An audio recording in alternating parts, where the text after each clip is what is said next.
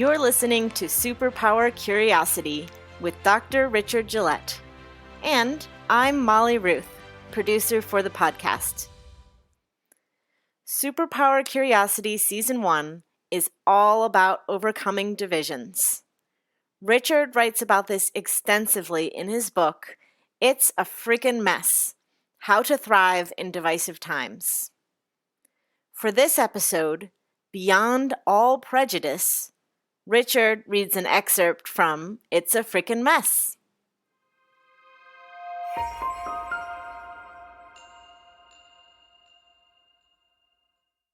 Beyond All Prejudice.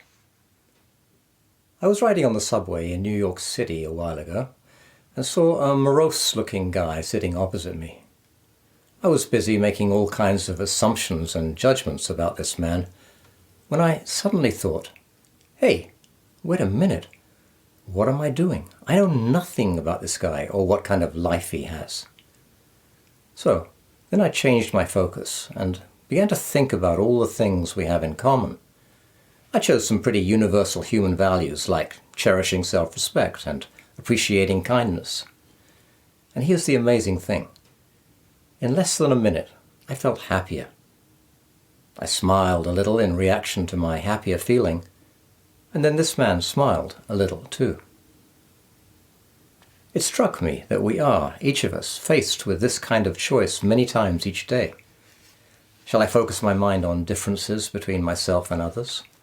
Or shall I focus my mind on what we have in common?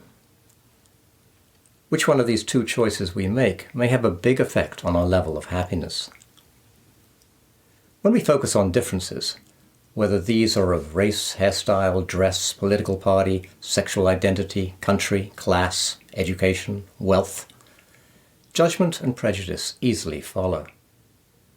In this chapter, I'm focusing more on racial and political prejudices. There is a common means of overcoming these prejudices, and indeed all prejudice, as you will see at the end of this chapter.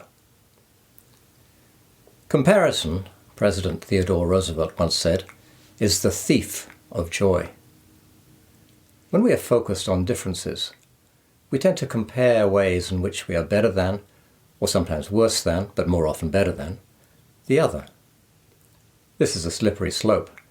As soon as we make this kind of judgment, better than, worse than, we have become divisive. We have divided ourselves from the other. We have slipped, often imperceptibly, into the realm of prejudice. We have turned the other into one who is different, who is not quite one of us. We perceive this person as somewhat alien. As this process of differentiation goes on, it's a short road from alien to enemy. And then, automatically and unconsciously, we find we have to protect ourselves against the enemy we have created in our minds. This makes us tense, and tension does not feel pleasant at all. Pleasure and prejudice are inversely proportional. When we focus on commonality, by contrast, we automatically relax. There's no enemy to defend against, and therefore no need to be tense. We can still disagree on a subject while recognizing and experiencing our common humanity.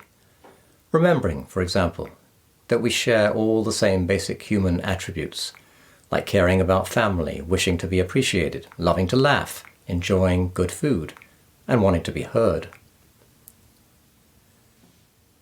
Racial prejudice.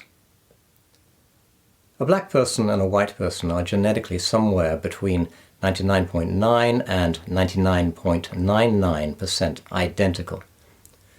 The genes involved with external differences in appearance, by which we divide races, amount to just 1/10,000th of all our genetic material. In the case of these minute racial differences, our choice seems pretty compelling. Shall I focus on the 0.01% of difference between us? Or shall I focus on the 99.99% of similarity? Caucasian prejudice against African Americans is a strange phenomenon. Not only is it mathematically bizarre to focus so much energy onto 1/10,000th of another person, it is also strange in terms of our origins. An African American, as anybody knows, is an American who has family roots in Africa, even if these roots date back many generations. But the truth is, we all have family roots in Africa. No exceptions. There is overwhelming paleontological, archaeological, and genetic evidence that the human race started in the heart of Africa. Sometime, or times, in the last 100,000 years or so, a pretty short period in geological terms, modern human beings migrated from Africa to the rest of the world. Perhaps we should speak of African Europeans, African Chinese, African Indians, African Australian Aboriginals, African Australian colonialists, African Russians, African Inuit, African Native Americans. Without this African origin, none of us would be here. We all come from the same place, Africa, and the same stock, Africans. The massively complex human cerebral cortex, the most significant differentiator between human beings and other creatures, was also created and developed in Africa. Our rational intelligence is an African product. With regard to skin color, some of us are pure African perhaps, while others of us have become more discolored. When human beings migrated from Africa into the north of the northern hemisphere, it became advantageous to lose the natural pigmentation in the skin. In regions with a lot of sunlight, the skin needs pigmentation to protect the body from damage from ultraviolet light. It's our natural sunblock. But when Africans spread to northern areas where there was much less sunlight, a problem arose because of the vital need for vitamin D, which is manufactured in the skin in response to sunlight. In lower sunlight areas, the skin must be less pigmented to let in extra sunlight for the synthesis of vitamin D. This is probably why human skin, through a series of genetic mutations, began to lose its color in northern climes. Today we can ingest vitamin D through our choice of diet and supplementation, so the old advantage of lighter skin in lower sunlight areas is no longer so relevant. Today, dark skin carries the original advantage of protection against ultraviolet light, which is why dark-skinned people age less visibly and are less prone to skin cancer, whereas light skin carries no known physical advantages. So why then, if prejudice based on skin color is so strangely irrational, does it occur at all?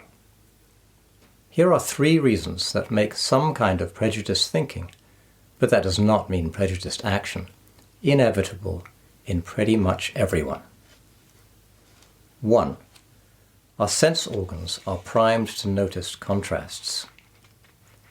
We tend to notice whatever is different from what we are used to. If there is one red sheep in a field of 100 white sheep, which will you look at? We have an ancient protective mechanism that is geared to seek out differences. Walking in the wild, for example, we see hundreds of plants, yet we notice the one plant in which the branches are moving. Perhaps there is danger lurking in there. The more afraid we are, the more hyper-alert we become to the slightest difference, to anything that is out of the ordinary. As soon as we fear something that is different, we tend to otherize it. Fortunately, though, we human beings also inherit enormous brain capacity, which gives us the power to observe our own reactions and make different choices. 2. We tend to otherize those who are different. Observations of mice and chimpanzees show that these animals are kinder to those considered to be kin. Chimpanzees, for example, may be very considerate of their own group, but vicious to other groups. They may attack members of alien clans, sometimes even killing them. Experiments on mice have shown that they too have tribal empathy, demonstrating empathy for cage mates in pain, but not for strangers in pain. In the same way, we human beings can be kind to those we think of as our own, but unkind and uncaring to those we deem to be different. Most of us have some empathy for people we consider to be our kin. When, however, we otherize those we consider different, we switch off our capacity for compassion. When we make a group other, the enemy so created by our minds invokes our fight, flight, anger, fear response.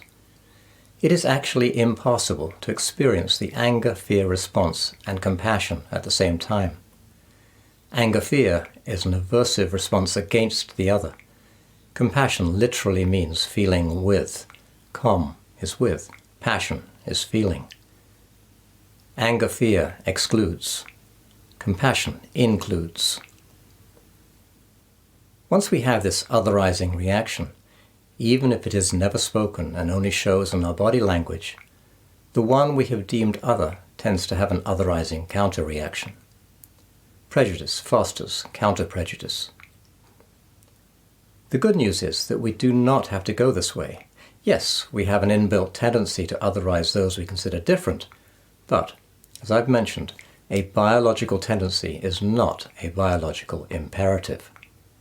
We have also inherited a capacity for profound empathy for anyone we choose, and we are blessed with the amazing complexity of our cerebral cortex, which offers us a vast choice in understanding and reaction. 3. We respond to the pressure of 1,000 cultural cues. The tendency toward divisiveness is also supported by cultural biases. In the US, a dominant white culture supplies cues, mostly unconsciously, that associate white with more than and black with less than.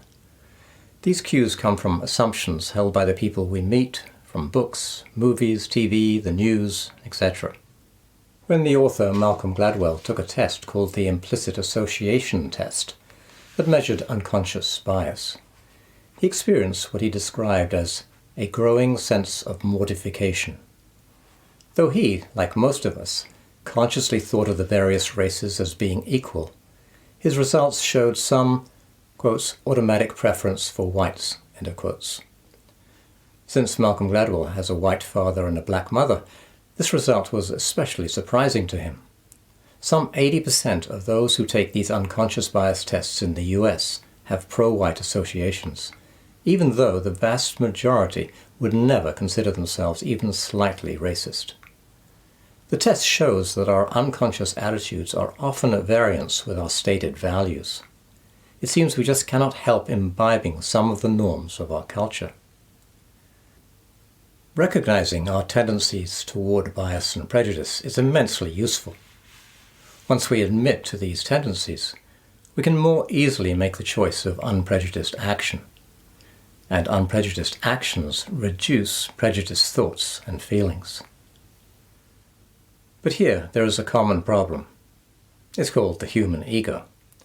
The ego, which doesn't like to admit to weaknesses, genuinely believes, I'm not prejudiced.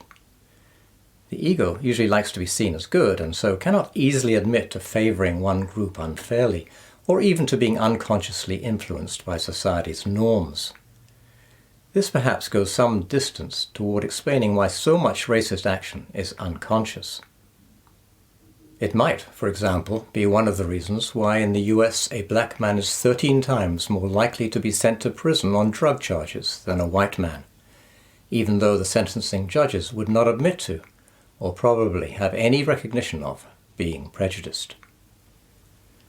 Admitting our own tendencies to discriminate differences is, therefore, enormously helpful, because then we can do something about it. On the other hand, when the ego denies prejudice because it looks bad, then it is pretty much impossible to correct. The ego has convinced us that we don't have anything to correct. So, with racial prejudice, there is an initial sensory difference that can be magnified till it colors the whole canvas of our imagination. This 0.01% difference can then be used by the personal ego, I'm better than him, her, or by the collective or tribal ego, we are better than they are. Pride and prejudice. Ongoing prejudice is always based on pride in our differences, even though, as I've said, this pride can be unconscious. Political prejudice. The perceived differences with political prejudice may be initially about policies, but these differences can then be multiplied out of all proportion by pride and emotional vehemence. We are right and good. They are wrong and bad. Once the other side becomes perceived as the enemy, the adrenaline system takes over. Anger with the enemy, fear of what that enemy will do, and dehumanization of everyone who agrees with them. Once both sides of the political divide are in that adrenalized state of fear or anger, neuronal connections are closed down in our rational forebrains, and then our primitive lower brains, Republican lower brains and Democratic lower brains alike, duke it out. You have only to read some of the comments made on political websites to be shaken by the degree of scathing anger and violent hatred from both sides of the political divide, each side screaming about the morons on the other side. Rage may also be hidden in clever barbs of humour or the cocktail sticks of pointed innuendo, but still, no matter how indirect, these attacks can be felt by the one who is under assault. It's easy for any of us to get attracted to the drama of emotional conflict, and it's tempting to join in. But as I've mentioned, the more one side attacks, the more the other side counterattacks, and so on. This process of attack and counterattack heats up the nuanced shades of grey till they distill into two stark choices, black-white, either or, us-them. There is no more understanding of the other. Compassion has disappeared. It is very hard for such emotionally charged enemies to have a conversation. In theory, the solution is simple. Drop the otherizing accusations, diffuse the anger, and recognize the human heart of the other. But how on earth do we do this when we are in a rage with what they have done? Fortunately, there are practical means of diffusing the situation. We don't have to try to fight our own upset or fear or anger. All we need to do is to change our focus, as you'll see at the end of this chapter. A solution to all prejudice. I focused on political and racial prejudice as common examples that illustrate the process of prejudicial judgments. This is not to discount the many other pain-creating prejudices we may have. Religious prejudice, gender prejudice, prejudices about degree of education, prejudices against poor people, and so on. All our prejudices share the same key causes, and, to a great extent, these lead from one to the next in 5 steps. Here they are. 1. We otherize those we consider different, even though the differences we focus on are such a tiny aspect of the total person. 2. As soon as we otherize, we produce adrenaline and cortisol in a reaction to the enemy we have created. 3.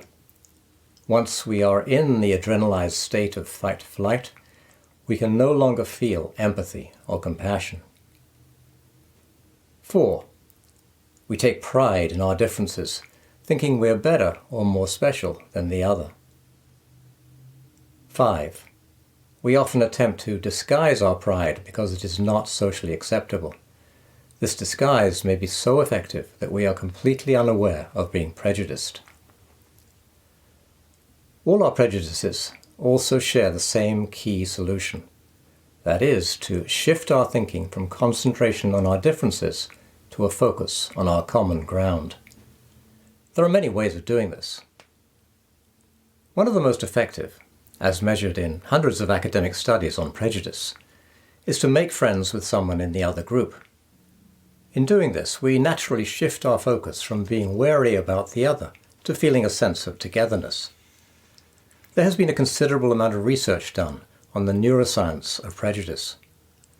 When two strangers meet, especially if they do not identify with each other, one of the more primitive areas of the brain, the amygdala, lights up.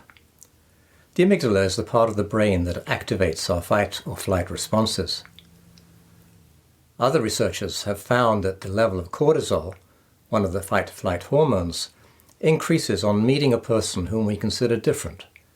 but that this level quickly goes down once we make human contact with this person by working together on a mutual task. We can also rehumanize other groups through learning about them. A woman with generalized judgments about Muslims told me that she had always been clear in her mind that it was only a tiny minority of Muslims who committed acts of terror, but that she could not shift her prejudice about Muslims in general, even though she knew it to be irrational.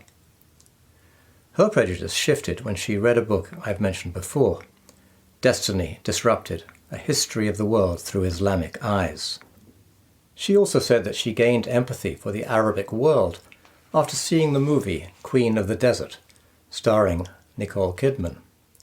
Kidman played the role of Gertrude Bell, an Englishwoman who travelled in the desert with the Bedouin in the early 1900s, and who negotiated with the British on the Bedouins' behalf. In Arabia, Bill experienced the contrast between British political duplicity and a strong valuation of loyalty practiced by the Arabs she had come to know. TV soap operas like One Day at a Time provide a humorous and empathic picture of Hispanic immigrants in the US. Kim's Convenience does the same for Korean immigrants in Canada. TV, books, movies, internet searches, there are many different ways we can educate ourselves about the other, just by being willing to step beyond our usual choices. When we begin the search for the humanity in the other, there are two sources of enjoyment that help dispel the old prejudice. One is the pleasure in diversity, seeing the amazing differences in the ways in which we human beings approach life and interpret the world. The second is the pleasure in empathy, the joy in the recognition of how we all, in fundamental matters, are very much the same. When we judge these differences, it is virtually impossible to feel empathy. But as soon as we focus on commonality, then empathy and compassion naturally follow. One of the ways you can make this switch is to take part in the following exercise. Exercise, the pleasure of finding common ground. This exercise involves active visualization, so please do not do it while driving. If you're driving now, you can fast forward to the end of the chapter. The exercise demonstrates how to shift gears from focus on differences to focus on common ground. You will need to choose a person to work with, though this person does not need to know anything about what you are doing. In other words, this exercise is completely private. It is your own exploration. The person you work with could be someone of a different race, different religion, or different political position. Or it could be someone who dresses differently from you, or someone who just seems to irk you for no obvious reason. You can try it on anyone at all. There are always differences that we can choose to focus on, or not. The exercise works in any public space in which it is safe for you to give your undivided attention. Sitting in a subway and observing someone sitting opposite you would be an example. It also works at home with a family member, a friend, or even someone on TV. You can also do this exercise entirely in your imagination, focusing on and visualizing a person you know. Whomever you choose, in whatever scenario, it's best if they are sitting or standing still, so that you can see or visualize them well. The exercise takes about 7 minutes.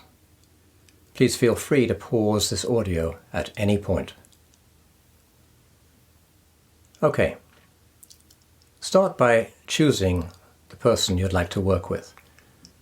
Either someone who is physically present or someone you bring to your awareness in your imagination.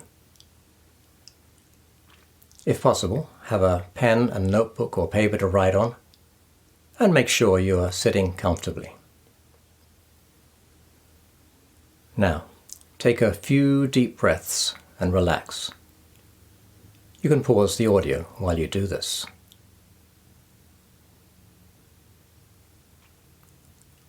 Okay. Start by looking at the person. If the person is physically present, don't stare, of course. You can look away and then look back after a while. If you're doing this exercise entirely in your imagination, close your eyes and focus on the person's image. If you can't see an exact image, that's fine. Simply focus on imagining that the person is present for you in some way. It can be a thought about the person's presence with no clear image at all. This works just as well. Now, focus on how this person is different from you. Make some mental judgments about this person. You can use any ones you usually use, or make some new ones. Allow yourself, for this exercise, to really get into this silent judging, just for a minute. You can pause the audio while you do this. If your eyes are open, close them now. Evaluate how you feel as you make such silent judgments, using a happiness scale of 1 to 10, 10 being happiest. How do you feel when making your silent judgments about the other person? From 1 to 10, 10 being happiest. Now, open your eyes and write down the number. This is your differences score. When you've written down the number, close your eyes again. Now, shift your focus deliberately onto what you have in common with this other person. You and this other person both share the same basic human wishes, needs, and values. Like, for instance, the wish for acceptance by others, the wish for affection, the need for self-respect, the need for safety and shelter. You very likely share a similar desire for trust, for warmth, for having fun, for making a contribution, for self-expression, for purpose, for independence. Choose any one or two of such universal human wishes, needs, or values that stand out as important for you. And then imagine that these same human values are just as strong in, just as important to, the person you're thinking about. If this person is physically present, open your eyes and see them anew with these human values that you both share. You can pause the audio as you do this.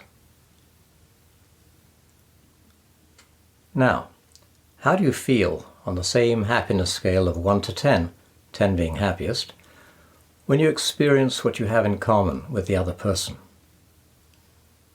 Write down your score. This is your commonality score. Now compare your two scores, your differences score and your commonality score. Did your level of happiness change? This is the end of the exercise. You can repeat it any time. You can practice it in a subway, a bus, at home.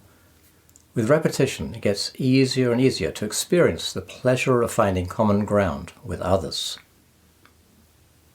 Most people who do this exercise find their commonality score on happiness to be significantly higher than their differences score.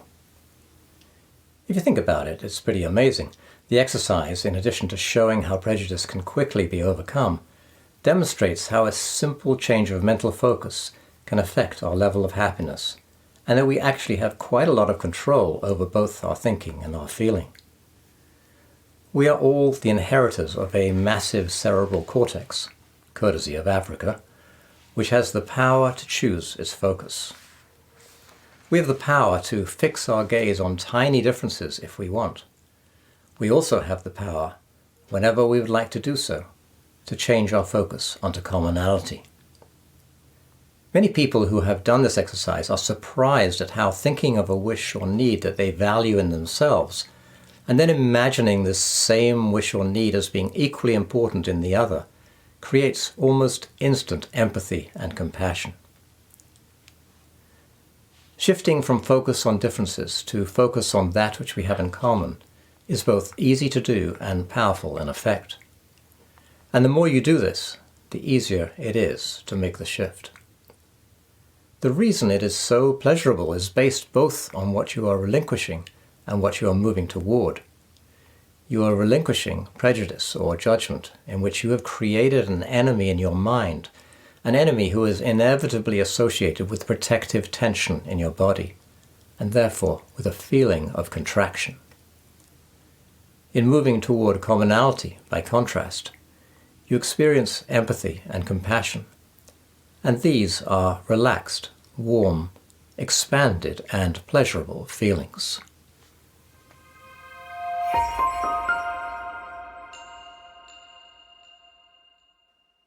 Thank you for listening to Superpower Curiosity with Dr. Richard Gillette. Episode 19 comes out in 2 weeks. Tune in to hear Richard speak on reconnecting with family and friends. And I'd like to especially thank Mama Chai for her glowing review of the podcast. She says, "Curiosity is a true bridge. It unites us in delightful ways." Dr. Gillette's podcast, Superpower Curiosity, is a game changer. And practicing what Dr. Gillette shares about curiosity makes wonder and delight easily accessible. The other day, rather than seeing someone wearing a t-shirt that I would have interpreted as, "Oh, their belief must be ... I paused and thought, no, I'm going to be curious and ask what the t-shirt means to them. What a wonderful conversation opener and a satisfying way to be in the world. We both left the conversation in a happier frame of mind and heart. Thank you for the kind words, Mama Chai. How gratifying to hear that you are putting your insights into action. If you'd like to get in touch, you can always reach Richard at superpowercuriosity@gmail.com. And if you have something nice to say about the podcast, feel free to write a review on Apple Podcasts. Even just a quick sentence or two makes a big difference. Till next time, stay curious!